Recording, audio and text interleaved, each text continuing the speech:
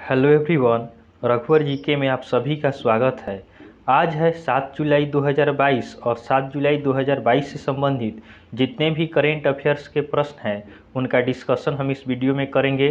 Last में मैं आपसे प्रश्न भी पूछूंगा, तो आप वीडियो को अंत तक देखें और वीडियो पसंद आए तो चैनल को सब्सक्राइब जरूर करें। तो चलिए आज का क्लास हम स्टार्ट करते हैं। हमारा पहला प्रश्न है, हाल ही में विश्व जूनोज दिवस कब मनाया गया है? हाल ही में विश्व जूनोज दिवस कब मनाया गया है? तो इस प्रश्न का सही उत्तर हो जाएगा ऑप्शन बी 6 जुलाई। तो 6 जुलाई को आपका प्रत्येक वर्ष विश्व जूनोज दिवस मनाया जाता है। जूनोज एक संक्रमण रोग होता है जो जानवरों से मनुष्य में फैल सकता है। इस रोग की जोखिम की जागरूकता बढ़ाने के लिए प्रत्येक वर्ष 6 जुलाई को विश्व जूनोज दिवस मनाया जाता है। अगला प्रश्न है, हाल ही में राष्ट्रीय खाद्य सुरक्षा अधिनियम के कार्यान्वयन के लिए राज्य रैंकिंग में कौन शीर्ष पर रहा है? हाल ही में राष्ट्रीय खाद्य सुरक्षा अधिनियम के कार्यान्वयन के लिए राज्य रैंकिंग में कौन शीर्ष पे रहा है? तो इस प्रश्न का सही उत्तर हो जाएगा ऑप्शन ए उड़ीसा। उड़ीसा इसमें आपका शीर्ष पे रहा है।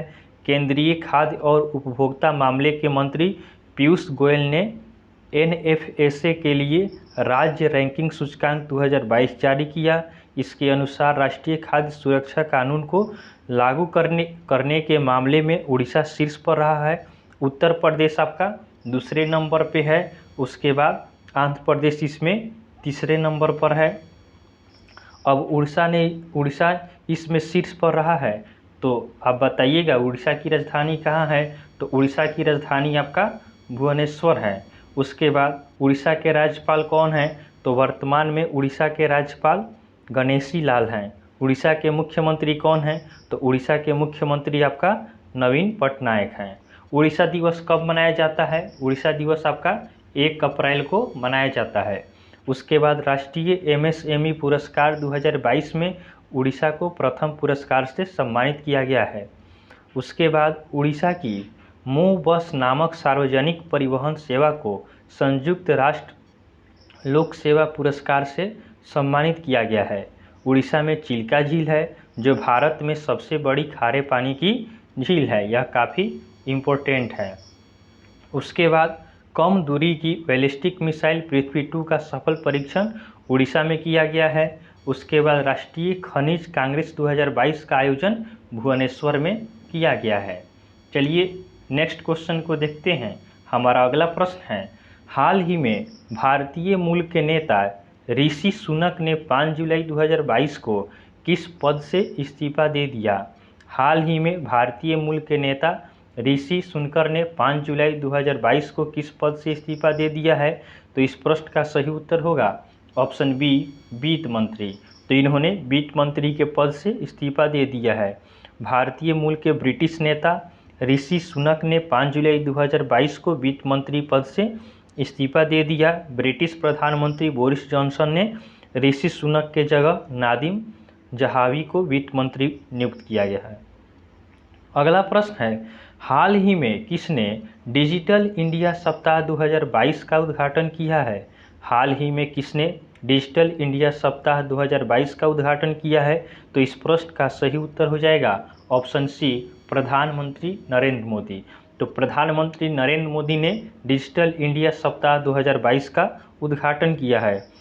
भारत को एक ज्ञान अर्थव्यवस्था और डिजिटल रूप से सशक्त समाज में बदलने की दृष्टि से सरकार द्वारा डिजिटल इंडिया कार्यक्रम को शुरू किया गया है। तो आप इसे ध्यान रखेंगे। चलिए नेक्स्ट क्वेश्चन को देखते हैं।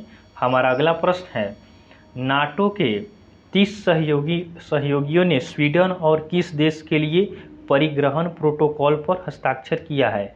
नाटो के 30 सहयोगियों ने स्वीडन और किस देश के लिए परिग्रहण प्रोटोकॉल पर हस्ताक्षर किया है? तो इस प्रश्न का सही उत्तर हो जाएगा ऑप्शन डी फिनलैंड। तो नाटो के 30 सहयोगियों ने स्वीडन और फिनलैंड देश के लिए परिग्रहण प्रोटोकॉल पे हस्ताक्षर किया है।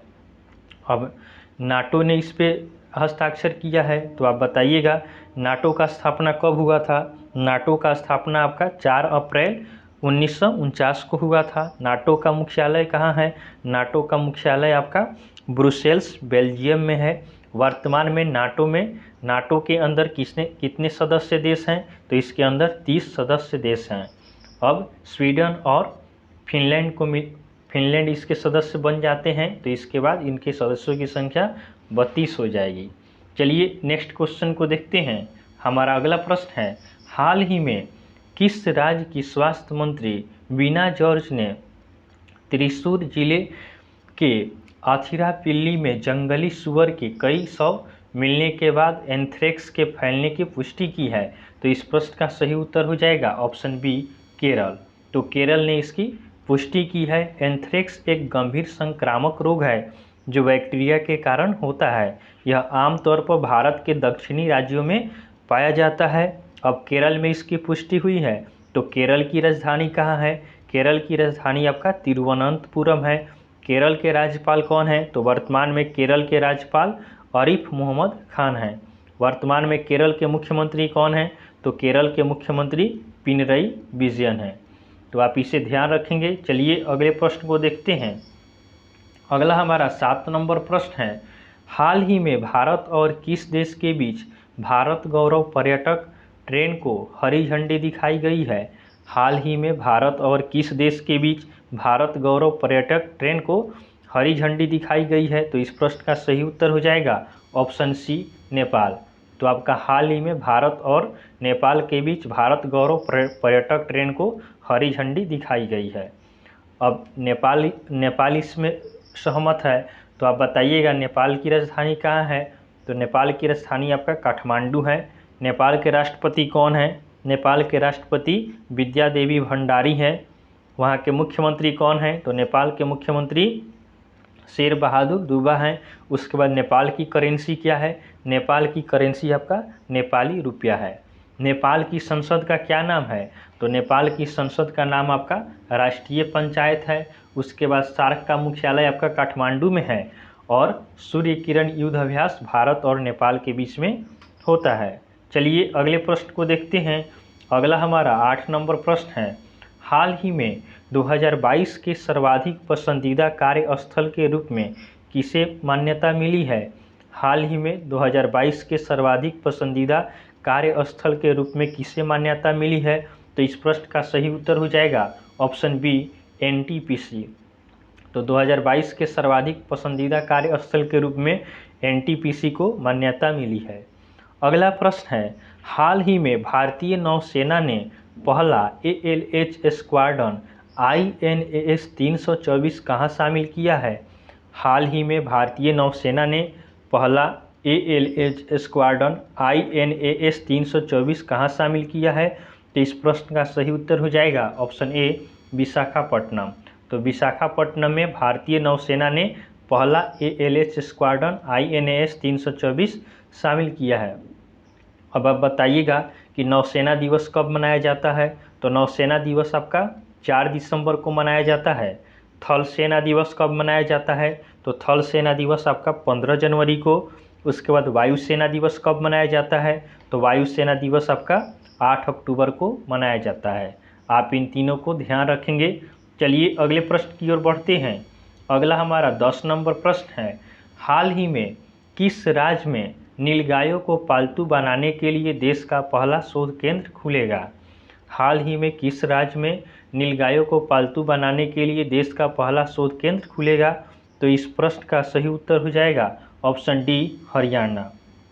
तो हरियाणा में वीर कुंवर सिंह कृषि कॉलेज की ज़मीन पर नीलगायों को पालतू जानवर के रूप में विकसित करने के लिए अनुसंधान केंद्र खुलेगा। अब हरियाणा में यह केंद्र खुलेगा। तो हरियाणा की राजधानी कहाँ है? हरियाणा की राजधानी आपका चंडीगढ़ है। वर्तमान में हरियाणा के गवर्नर कौन है? तो हरियाणा के गवर्नर आपका बंडारू दत्तात्रेय हैं। उसके बाद हरियाणा के मुख्यमंत्री कौन है? तो हरियाणा के मुख्यमंत्री आपका मनोहर लाल खट्टर हैं। चलिए अगले प्रश्न की ओर बढ़ते हैं। अगला हमारा 11 नंबर प्रश्न है, हाल ही में इंडियन बैंक ने मोबाइल फ़ोन वितरण के लिए किस राज्य सरकार के साथ समझौता किया है? हाल ही में इंडियन बैंक ने मोबाइल फ़ोन वितरण के लिए किस राज्य सरकार के साथ समझौता किया है? तो इस प्रश्न का सही उत्तर हो जाएगा ऑप्शन सी, हरियाणा।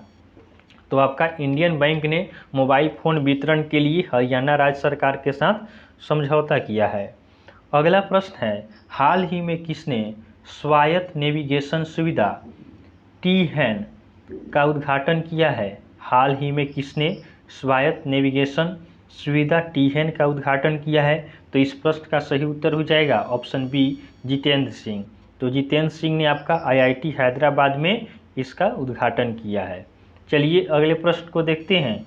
अगला हमारा 13 नंबर प्रश्न है, हाल ही में खबरों में रहा लिस्बन डिक्लेरेशन किसके संरक्षण से संबंधित है? हाल ही में खबरों में रहा लिस्बन डिक्लेरेशन किसके संरक्षण से संबंधित है? तो इस प्रश्न का सही उत्तर हो जाएगा ऑप्शन सी, महासागर। तो आपका लिस्बन डिक्लेरेशन किसके संरक्षण से संबंधित है? तो यह आपका महासागर के संरक्षण से संबंधित है। चलिए अगले प्रश्न को देखते हैं। अगला हमारा 14 नंबर प्रश्न है, हाल ही में ग्लोबल फिल्म टूरिज्म कॉन्क्लेव का उद्घाटन कहाँ किया गया है? हाल ही में ग्लोबल फिल्म टूरिज्म कॉन्क्लेव का उद्घाटन कहाँ किया गया है? तो इस प्रश्न का सही उत्तर हो जाएगा ऑप्शन ए, मुंबई। तो मुंबई में आपका ग्लोबल फिल्म टूरिज्म कॉन्क्लेव का उद्घाटन किया गया है। अब मुंबई में किया गया है तो आप बताइएगा महाराष्ट्र की राजधानी कहाँ है? तो महाराष्ट्र की राजधानी आपका मुंबई है। वर्तमान में महाराष्ट्र के राज्यपाल कौन है? तो महाराष्ट्र के राज्यपाल आपका भगत सिंह कोश्यारी हैं। मुख्यमंत्री कौन है? तो मुख्यमंत्री आपका हाल ही में एकनाथ शिंदे बने हैं। उप मुख्यमंत्री कौन है? तो उप मुख्यमंत्री देवेंद्र फडणवीस हैं। भारत में चीनी का सबसे बड़ा उत्पादक राज्य आपका महाराष्ट्र है। उसके बाद महाराष्ट्र की कैबिनेट ने जीन बैंक परियोजना को मंजूरी दी है। माइग्रेशन ट्रैकिंग सिस्टम ऐप विकसित करने वाला देश का पहला राज्य आपका महाराष्ट्र है। चलिए अगले प्रश्न की ओर बढ़ते हैं। अगला हमारा 15 नंबर प्रश्न है, हाल ही में जारी global startup ecosystem report affordable talent में कौन एशिया में शीर्ष पर है? हाल ही में जारी global startup ecosystem report affordable talent में कौन एशिया में शीर्ष पर है? तो इस प्रश्न का सही उत्तर हो जाएगा ऑप्शन डी, केरल। तो केरल आपका इसमें शीर्ष पे है। तो केरल की राजधानी कहाँ है? केरल की राजधानी आपका तिरुवनंतपुरम है। वर्तमान में केरल के राज्यपाल कौन है? तो केरल के राज्यपाल आपका आरिफ मोहम्मद खान है। उसके बाद केरल के मुख्यमंत्री कौन है? तो केरल के मुख्यमंत्री आपका पिनरई विजयन है। केरल राज्य सरकार ने सुरक्षा मित्र प्रोजेक्ट लॉन्च किया है। उसके बाद राष्ट्रीय ई सेवा वितरण मूल्यांकन में केरल शीर्ष पे रहा है। और टाटा पावर ने केरल में पानी में तैरती हुई भारत की सबसे बड़ी सोलर परियोजना शुरू की है। टाटा पावर ने केरल में पानी में तैरती हुई भारत की सबसे बड़ी सोलर परियोजना शुरू की है। तो आप इन सभी पॉइंट्स को ध्यान रखेंगे। चलिए कल हमने आपको होमवर्क में क्वेश्चन दिया था, हाल ही में नाटो शिखर सम्मेलन 2022 का आयोजन कहाँ हुआ है? हाल ही में नाटो शिखर सम्मेलन 2022 का आयोजन कहाँ हुआ है? तो बहुत सारे स्टूडेंट ने इसका सही उत्तर हमें कमेंट किया है। इसका सही उत्तर हो जाएगा ऑप्शन डी, मैड्रिड। तो आपका हाल ही में नाटो शिखर सम्मेलन 2022 का आयोजन मैड्रिड में हुआ है। चलिए आज का आपका होमवर्क का क्वेश्चन रहेगा, हाल ही में यायर लैपिड किस देश के 14वें प्रधानमंत्री बने हैं? हाल ही में यायर लैपिड किस देश के 14वें प्रधानमंत्री बने हैं? तो यह आपका होमवर्क का क्वेश्चन है। आप इसका आंसर हमें कमेंट में ज़रूर दें। तो आपको वीडियो पसंद आया हो तो आप वीडियो को लाइक करें, चैनल को सब्सक्राइब करें तथा अपने फ्रेंड्स के साथ इसे शेयर करें। तो चलिए आज के लिए हम इतना ही रखते हैं, फिर नेक्स्ट वीडियो में आपसे मिलेंगे। तब तक के लिए धन्यवाद।